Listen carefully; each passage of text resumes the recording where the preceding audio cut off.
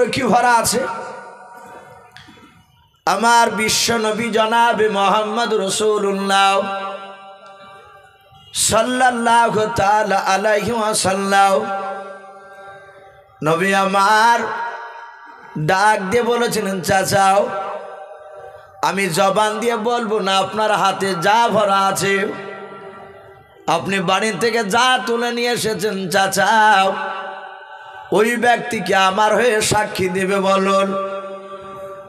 আবু জেহেল বেঈমান ডাক দিয়ে বলেছিল, ওরে ভাতিজাও, এ আমার হাতের ভিতরে কি আছে তাতে নাকি কথা বলবে? বলে হ্যাঁ, আমার আল্লাহ ইচ্ছা করে নিলে সবাই কথা বলতে পারে। বেঈমান আবু জেহেল হাতটা বামনিভাবে ধরে আছে। তার ধারণা ছিল মক্কার 50টার উপর লোক আছে, তারাও সবাই দেখবে আব্দুল্লাহর সন্তান আলামিন কথাটা বলতে পারবে না। আমি সেই জায়গায় বড় হব, বেটা ছোট হবে। আল্লাহ রসুল বলেন, চাচা আপনার হাতের ভিতরে যা ভরা আছে তাতেই কলমা পড়বে। সাথে বাবা ওই মুঠির ভিতরে থেকে পড়তে লাগলো কলমা, লা ইলাহা ইল্লাল্লাহ লা ইলাহা ইল্লাল্লাহু মুহাম্মাদুর রাসূলুল্লাহ সাল্লাল্লাহু তাআলা আলাইহি ওয়াসাল্লাম। আবু জেহেল একেবারে আশ্চর্য হয়ে গেছে, এ আব্দুল্লাহ এত বড় জাদুকর। সে মনে মনে চিন্তা করছে যে আমার হাতের ভিতরে পাথর, এ তো ওর হে কলমা পড়ছে। রাসূল মুচকে মুচকে হাসছেন আর বলেন, চাচা আর কিছু বলবো? আবু জেহেল বলে, আয় ভাতিজা আয়, তাহলে বলো আমার এই হাতের ভিতরে কটা পাথর ভরা আছে? বিশ্বনবী বলেন, চাচা আপনার হাতের ভিতরে 11টা পাথর ভরা আছে। কিন্তু আবু জেহেল তাড়াহুড়া করে পাথর তুলেছে, কিন্তু সে গনেও তুলেনি, একেবারে ছোট ছোট পাথরগুলো। আবু জেহেল চিন্তা করছে, বেটা এ সত্য বলল না মিথ্যা বলল? লোকের সামনে আবু জেহেল হাত কানা এইভাবে বের করে খোলার পর নিজেই গুনছে, গনে দেখছে 11টায় পাথর ভরা আছে। বলুন সুবহানাল্লাহ। আমার বিশ্ব নবী বলেন, চাচা তাহলে আপনি কলেমা পড়ুন। আবু জেহেল বলল, বাবা এখন আমি সিদ্ধান্ত নিতে পারিনি, আমাকে একটু সময় দাও, আমি বাড়ি থেকে চিন্তা ভাবনা করে এসে আমি তারপরে তোমার কলেমার কথা বলবো। আমার বিশ্ব নবী চলে গেলে নবীজি তখনও বললেন না যে তুমি আবু জেহেল তা, নবী তখনও কিছু বলে নাই। বেঈমান আবু জেহেল বাপজি রাত্রিবেলা বাড়ি চলে গেল। বাড়ি যাওয়ার পর সেই সময়কার গোটা মক্কার সবচেয়ে বাপজি 6 থেকে 7টা তাবর তাবর নেতা ছিল, তারা বদমাইশ। তার মধ্যে থেকে 1 নম্বর বদমাইশ নেতা ছিল আবু জেহেল। সে ডাকলো উতবা, সাইবা, আবু সুফিয়ান, আবু লাহাব, এইসব কয়েকটা বাপজি বেঈমান নেতাগুলো রাত্রিবেলায় তারা একত্রিত হলো। উতবা সাইবা বলল, ভাই আবু জেহেল কি ব্যাপার, তোমার কপালে ঘাম দেখতে পাওয়া যাচ্ছে কেন, এত চিন্তিত লাগছে কেন? আবু জেহেল বলল, ভাই খোঁজ রেখেছ? বলে কি খোঁজ? বলে আজ মক্কার লোকেরাও আমাদের বাপদাদার ধর্মকে ত্যাগ করে প্রায় আস্তে আস্তে ওই আব্দুল্লাহর সন্তান মুহাম্মদ সাল্লাল্লাহু আলাইহি ওয়াসাল্লামের দলের দিকে হয়ে যাচ্ছে। বলুন আলহামদুলিল্লাহ। আবু জেহেল উতবা সাইবা বলল, ভাই আমি আজকে ওই আব্দুল্লাহর সন্তান মুহাম্মদ সাল্লাল্লাহু আলাইহি ওয়াসাল্লামের কাছে গিয়েছিলাম, ওরা তা দুরূদ পড়ছে না, আমি নিয়ে গিয়ে তাকে আমি আড়াল করে পাথর নিয়ে গেছিলাম, বেটা বলে দিয়েছে। ভাই শুনে নাও, গত 3 দিনকার আগেকার একটা ঘটনা ঘটেছে, তুমি কি খোঁজ রেখেছো? বলে না তো। বলে এমন কি খোঁজ রেখে কি কি ঘটনা ঘটেছে বলো। আবু জেহেল বলল, ভাই আমরা যত চেষ্টা করছি রাসূলের দিনকে তাড়াতাড়ি মিটিয়ে দেওয়া, কিন্তু তত তাড়াতাড়ি এই মুহাম্মদ সাল্লাল্লাহু আলাইহি ওয়াসাল্লামের কথা চারিদিকে ছড়ে যাচ্ছে, বলুন আলহামদুলিল্লাহ। পৃথিবীর এখনো মানুষ আছে, এখনো এক শ্রেণীর বেঈমানেরা তারা চেষ্টা চালাচ্ছে বাপজি দুনিয়ার বুক থেকে মুসলিমদেরকে বাপজি শেষ করে দেওয়ার। কিন্তু এরা উঠে পড়ে লেগেছে। এরাও জানে যে আমরা যত চেষ্টা করছি গোটা পৃথিবীর দিকে লক্ষ্য করে, গোটা পৃথিবীর বাপজি মুসলমানদের যে জরিপ দেখাচ্ছে যে যেইভাবে গোটা পৃথিবীর অমুসলিম থেকে মুসলিম হচ্ছে, তা আপনার নিচু ঘরের মানুষ নয়, সব হাই র্যাঙ্কের শিক্ষিত মানুষ। তারা এমনভাবে ঈমান আনছে, এটা 2000 বাপজি আপনার সাল চলছে 24, গত বাপজি প্রায় 2017 সালের কথা বলছে। তারা তখনকার জরিপে তারা দেখেছে যে যেইভাবে মুসলিম বাপজি আপনার বাড়ছে দিন দিন, অমুসলিম ঈমান আনছে। 2030 থেকে 32 সাল হতে হতে গোটা পৃথিবীর এমন কোনো আকাশে বাকি থাকবে না মাথার উপরে সেখানে কলেমার পতাকা উড়বে না। জোরে বলুন সুবহানাল্লাহ। এটা এক শ্রেণীর বেঈমানরা জানতে পেরেছে, তাই বাপজি তারা উঠে পড়ে লেগেছে মুসলমানকে শেষ করা, কিন্তু পারবে না। ওই আবু জেহেলের বিশ্ব রসুলের জামানায় আবু জেহেলও চেষ্টা করেছিল যে নবীর দিনকে বাপজি দমে রাখার। আপনারা হয়তো অনেকে ভুলে যাচ্ছেন, এই যে কর্ণাটকের বাপজি যে মুস্কান বলে যে আমার যুবতী বোন কলেজে যাচ্ছিল, আপনারা অনেকে ভিডিওতে দেখেছে, স্কুটি গাড়ি ধুয়ে আপনার যাচ্ছিলেন কলেজের ভিতরে, আর এক শ্রেণীর বাপজি বেয়াদবরাও তারা জয় শ্রীরাম বাপজি তারা স্লোগান দিচ্ছিল। কিন্তু ওই মেয়েটাও ভয় না করে, কিন্তু এটা আল্লাহ রসুল বলেছে, যারা প্রকৃতি ইমানদার হবে, সে বেটা ছেলে হোক আর মেয়ে ছেলে হোক, যারা প্রকৃতি আল্লাহওয়ালা হবে তারা একমাত্র আল্লাহকে ছাড়া কাউকে ভয় পায় নাই। বলুন আলহামদুলিল্লাহ। ভয় পায় কথা বলো, এ তো মুসলিমরা সিংহের জাত, এরা কাউকে ভয় পায় না। ওই মুস্কান নারীটা শুধু নারের তকবীর কয়েকবার বলাতে গোটা পৃথিবীর মুসলমানের ইমানকে জাগিয়ে দিয়েছেন। জোরে বলুন আলহামদুলিল্লাহ। প্রায় জায়গাতে মানুষ অবাক হয়ে গিয়েছে। তাই আমি বলছিলাম, তখনও বাপজি চেষ্টা করেছিল। বেঈমান আবু জেহেল ডাক দিয়ে বলল, ভাই রে, আমি 3 দিন আগের ঘটনা আমি তোমাদের কাছে বলার জন্য এসেছি। উতবা সাহিবা বলল, কি ভাই? বলে, ভাই শুনে নাও, আমি দেখেছি মক্কা নগরে মুহাম্মদ সাল্লাল্লাহু আলাইহি ওয়াসাল্লামের কাছে 1 নয় 2 নয়, বেশ মদিনার 50টা লোক তারা ঈমান এনেছে। উতবা সাহিবা বলল, বলো কি? বলে, হ্যাঁ, সব দিক তো তোমরা লক্ষ্য রাখো না, আমি তোমাদের বড় নেতা, আমি সব দিকে লক্ষ্য রাখি।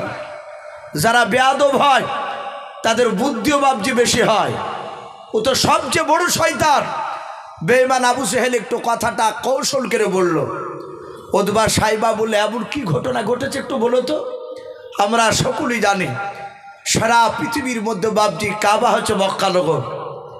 এ মক্কানগরে রাসূলুল্লাহ দুনিয়াতে জন্ম নেওয়ার আগেও মক্কানগরে বাপজি মক্কার বাহিরকার মানুষ তারা হজ করতে যেত, আসতুক তারা।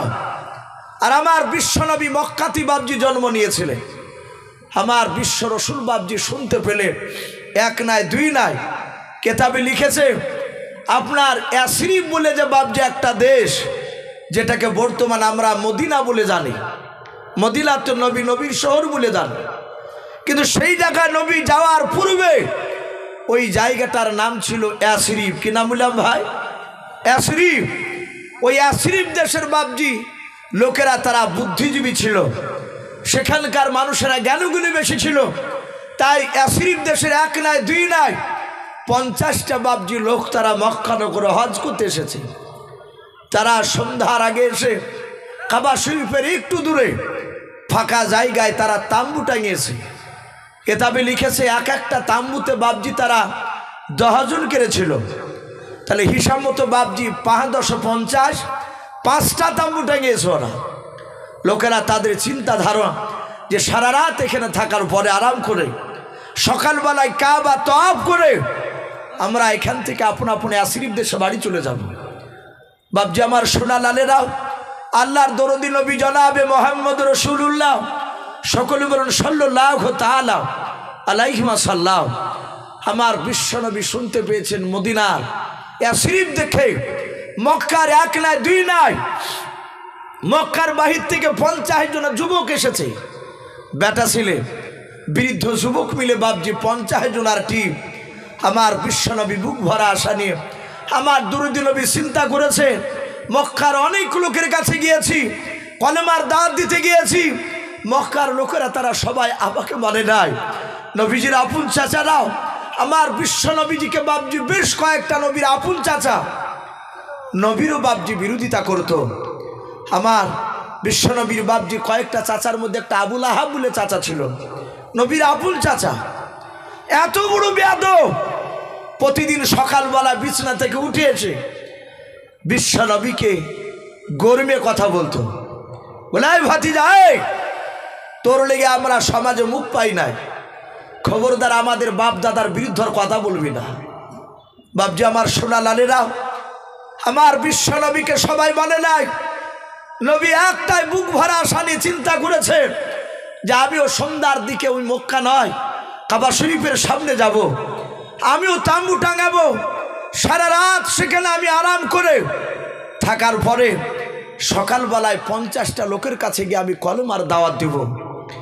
আমার বিশ্বনবী চিন্তা করেছে 50টার মধ্যে হয়তো একটা না হলে 2টা লোকতেই মারালবে, কারণ বিশ্বনবী এটা জানতে যে আমি হেদায়েতের মালিক আমি নয়, হেদায়েতের মালিক আসমান জমিনের মধ্যে কে বলুন?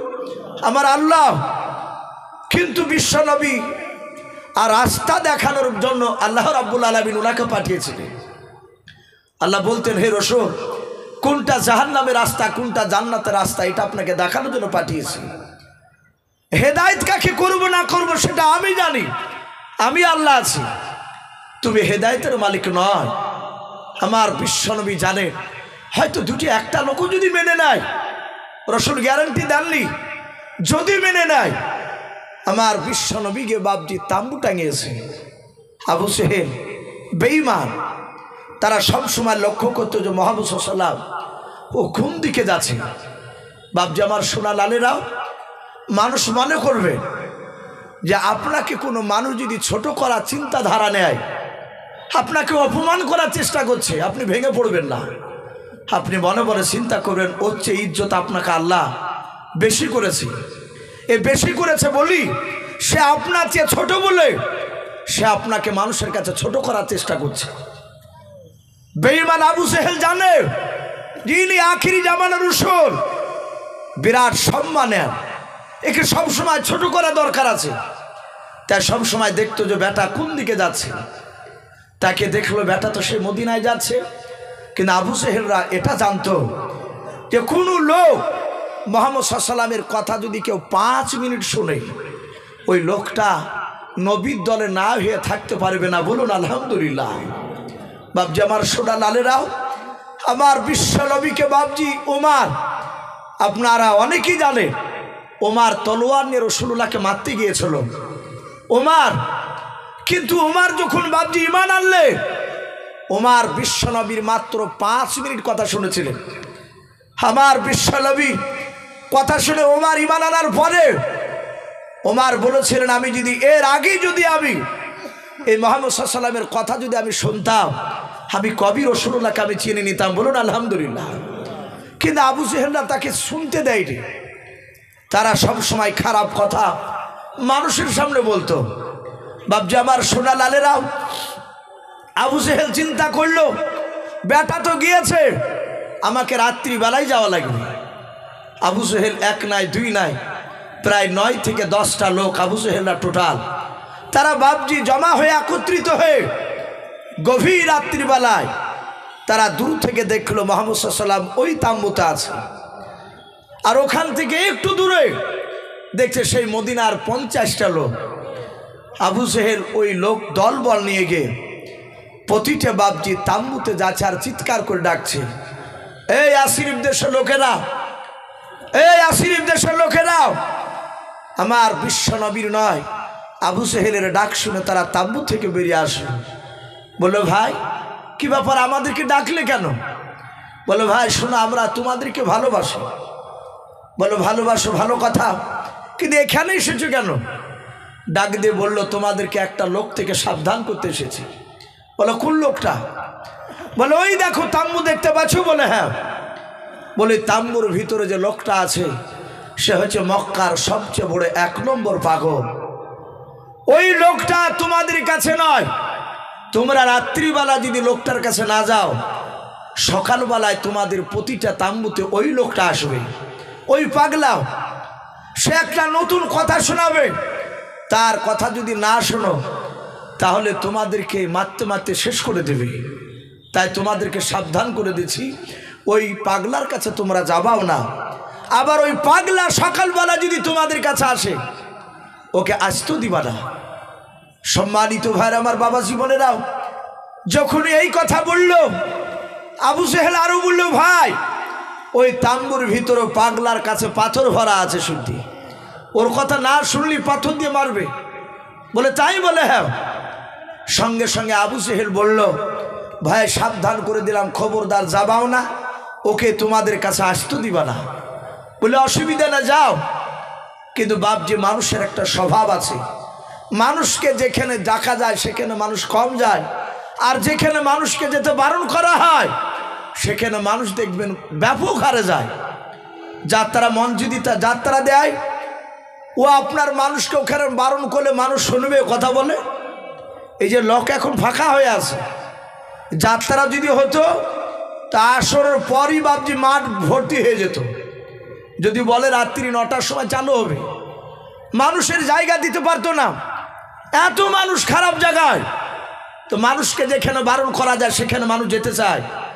মদিনার লোকেরাও, এসরি ওই দেশের লোকেরাও, তাদেরকে আবু জেহেল বলল যে ওই তাম্বুর ভিতরে পাগল ভরা আছে।